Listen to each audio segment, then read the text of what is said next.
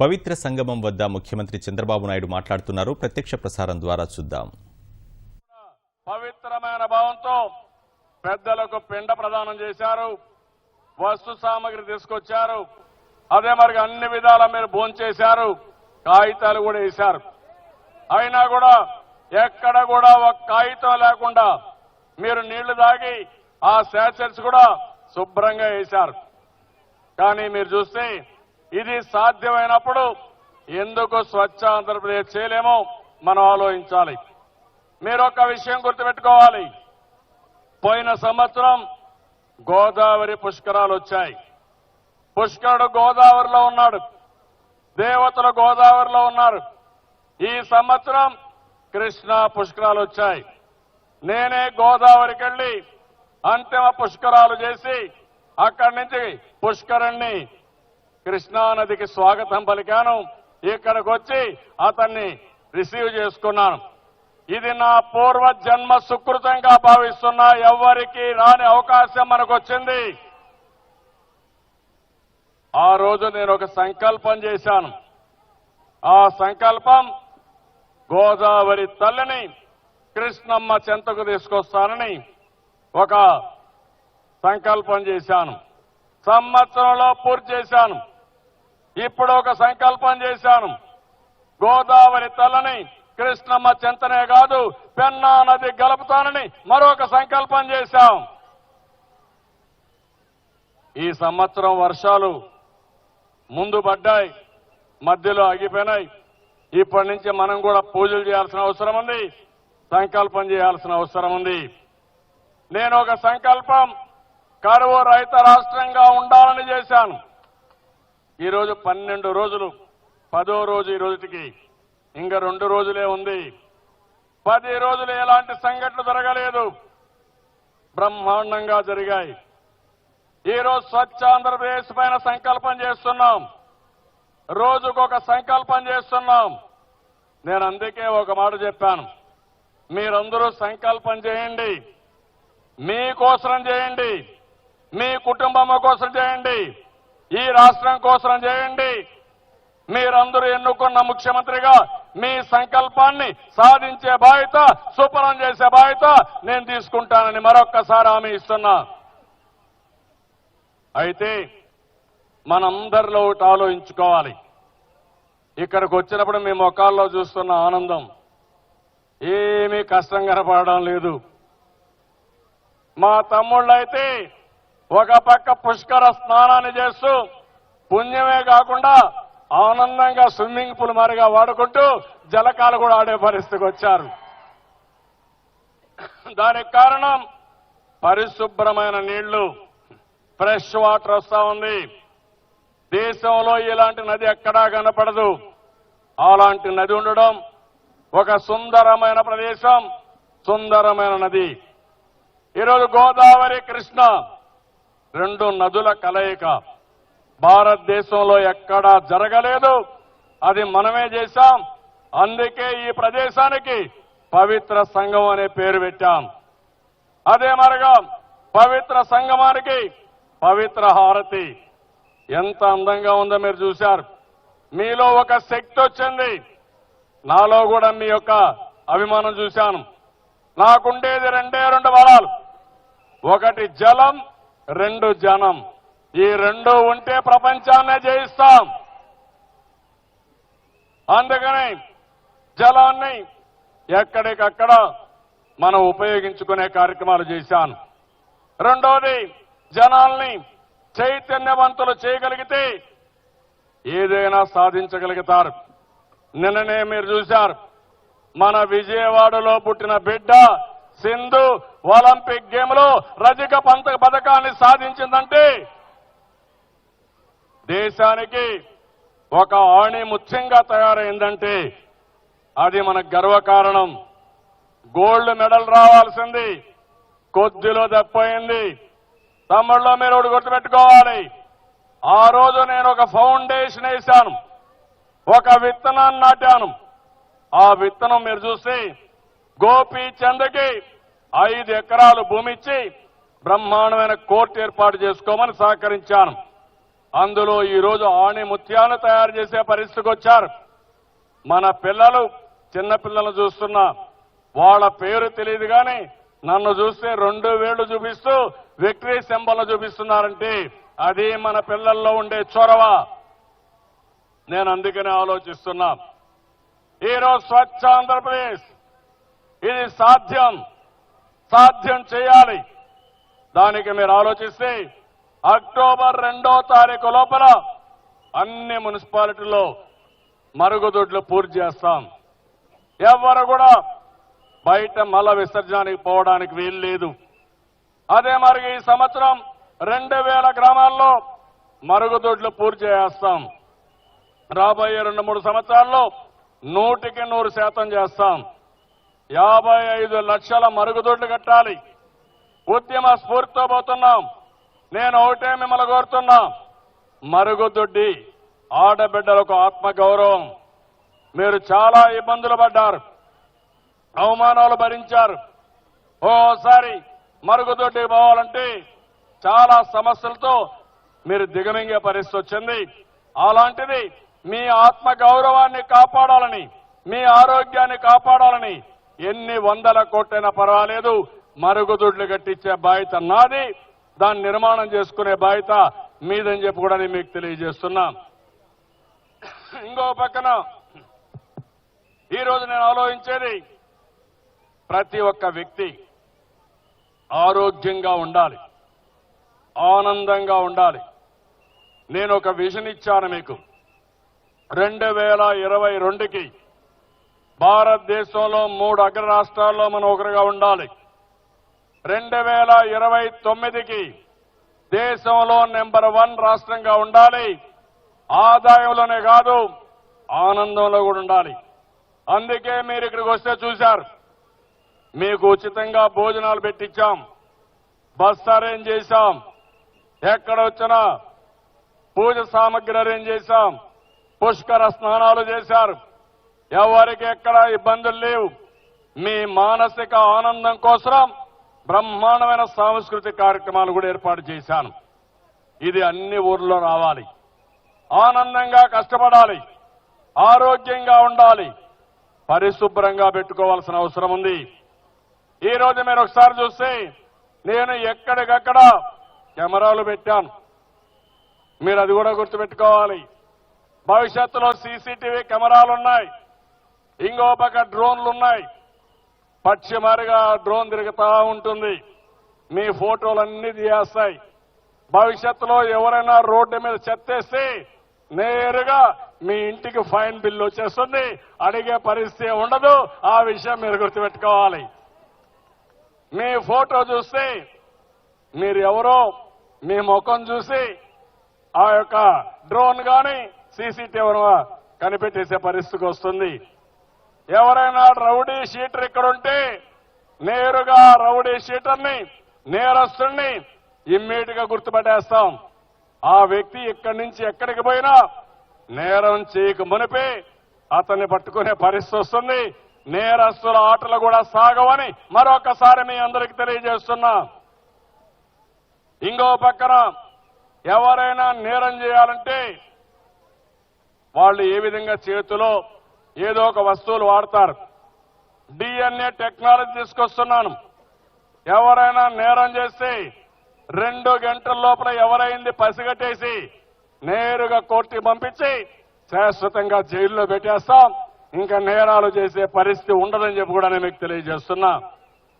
ఎవరైనా మా ఆడబిడ్డల దగ్గరకు వస్తే ఖబర్దార్ జాగ్రత్తగా ఉండండి, మీ పని గోవిందా. ఆడబిడ్డలు కూడా స్వేచ్ఛగా తిరగచ్చు, ఎవరు మిమ్మల్ని ఏమీ చేయలేరు. ఎక్కడన్నా మిమ్మల్ని గాని అవమానించినా, మీ జోలుకు వచ్చినా కెమెరాలో రికార్డు అయిపోతుంది.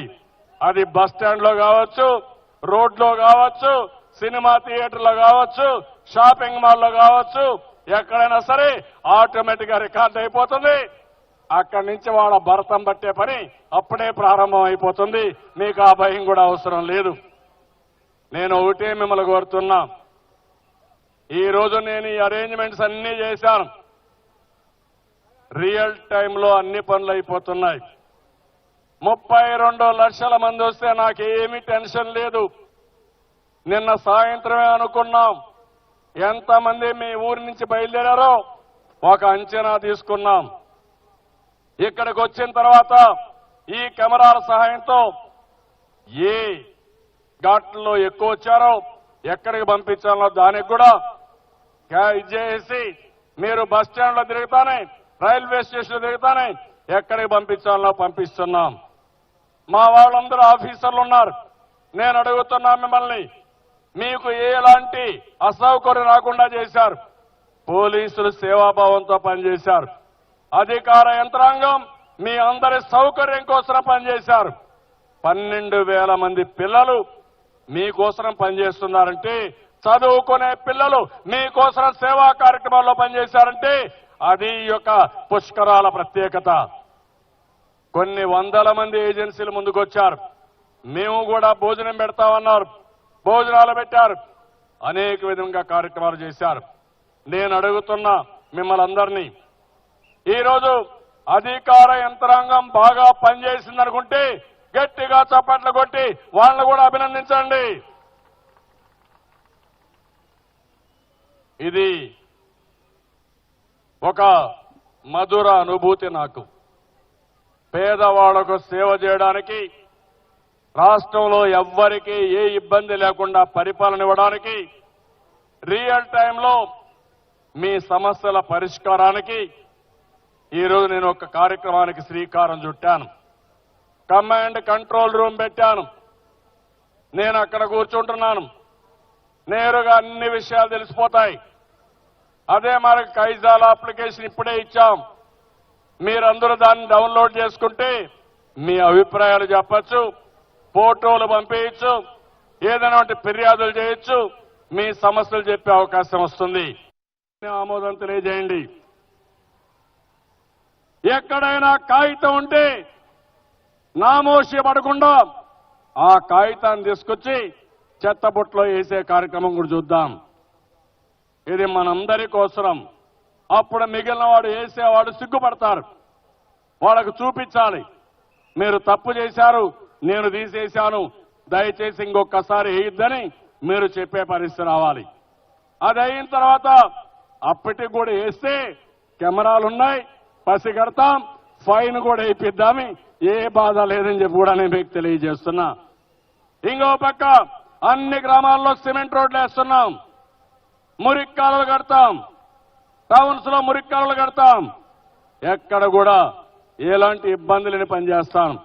కాబట్టి నేను మిమ్మల్ని అందరినీ కోరుతున్నా, మేమందరం రాష్ట్రాన్ని పరిశుభ్రంగా పెడతామని మరొక్కసారి నినదించాలి. కృష్ణమ్మ తల్లి సాక్షిగా మనం ప్రమాణం చేయాలి. అదే మరి సంకల్పం చేయాలి. ఈరోజు అందరూ లేచి నిలబడుకొని ఒక సంకల్పం చేద్దాం. ఆ సంకల్పం స్వచ్ఛ ఆంధ్రప్రదేశ్.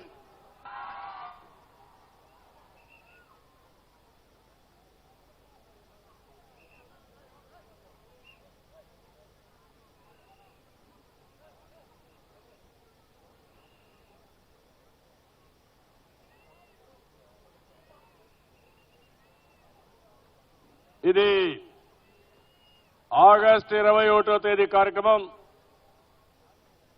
స్వచ్ఛ ఆంధ్రప్రదేశ్ మహాసంకల్పం. ఇక్కడుండే మీరు చేసినప్పుడు రాష్ట్రం మొత్తం ఈ సంకల్పం చేస్తున్నారు.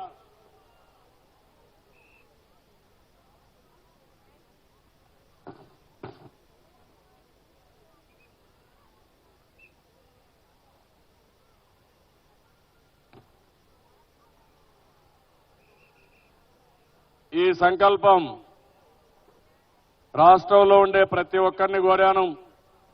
7 గంటలకి మీరు ఈ యొక్క పవిత్ర హారతి తీసుకుని తర్వాత ఈ సంకల్పం చేయాలి. ఈ సంకల్పాన్ని సాధించడానికి అందరం కూడా పనిచేయాల్సిన అవసరం ఉంది. ఇది ఒక పవిత్రమైన సంకల్పం. గుండె పైన, పవిత్ర హృదయం పైన కుడి చేయబెట్టుకొని మీరు ఈ సంకల్పం చేస్తున్నారు. గుండె పైన చేయబెట్టుకోవాలి. అదే మరిగా పవిత్ర హృదయం పైన చేయబెట్టుకొని ఈ సంకల్పం చేయాలి. గట్టిగా చెప్పాలి. మొత్తం రాష్ట్రం అంతా వినపడాలి. కృష్ణమ్మ తల్లి మారుమోగాలి, దుర్గమ్మ తల్లి కినపడాలి. గట్టిగా చెప్పాల్సి కొడుతూ స్వర్ణాంధ్రప్రదేశ్ సాధన ద్వారా మళ్ళా రిపీట్ చేస్తామని చెప్పండి. స్వచ్ఛాంధ్రప్రదేశ్ సాధన ద్వారా స్వర్ణాంధ్రప్రదేశ్ సాధించాలని లక్ష్యంతో స్వచ్ఛమైన నీరు, కాలుష్యం లేని గాలి, పరిశుభ్రమైన పరిసరాలు, పవిత్రమైన ఆలోచనలు రాష్ట్ర ప్రజలందరికీ అందించడానికి అక్టోబర్ 2, 2016 నాటికి ఆంధ్రప్రదేశ్లోని అన్ని నగరాలను మరియు పట్టణాలను బహిరంగ మల విసర్జన రహిత నగరాలుగా మరియు పట్టణాలుగా రూపొందిస్తామని 2016-17 నాటికి 10 లక్షల మరుగుదొడ్ల నిర్మాణాలు పూర్తి చేసి 2016-17 నాటికి 2000 గ్రామాలు మరియు 2018-19 నాటికి బహిరంగ మల విసర్జన లేని గ్రామాలున్న రాష్ట్రాన్ని సాధించాలన్న ప్రభుత్వ ఆశయాన్ని నెరవేర్చడానికి పూర్తిగా సహకరిస్తామని, అన్ని గ్రామాలలో సిమెంట్ల రోడ్ల నిర్మాణం చేపట్టి మురుగునీటి కాలువలను నిర్మించి గ్రామాలను, పట్టణాలను పరిశుభ్రంగా ఉంచాలన్న ప్రభుత్వ లక్ష్యానికి దీక్షతో పనిచేస్తానని, ప్రతి ఇంటికి ఇంకుడు గుంతల నిర్మాణం చేపట్టి నీటి పరిరక్షణను, చెత్తను సేంద్రియ ఎరువులుగా మార్చి తద్వారా భూ సంరక్షణను చేపట్టేందుకు తోడ్పడతానని, రసాయనిక ఎరువుల వాడకాన్ని తగ్గించి ఆరోగ్యకరమైన పంటలు పండిస్తానని, భూగర్భ మురుగునీటి పారుదల సక్రమంగా జరిగేలా బాధ్యతతో పనిచేస్తానని, 13 జిల్లాలలో ప్రతిరోజు పేరుకుంటున్న ఘన ద్రవ వ్యర్థాలని పునర్వినియోగం చేసుకుని వాటి నుంచి ఇంధనాన్ని తయారు చేయాలని ప్రభుత్వ కృషిలో నేను సైతం భాగస్వామిని అవుతూ జిల్లాకు 1 చొప్పున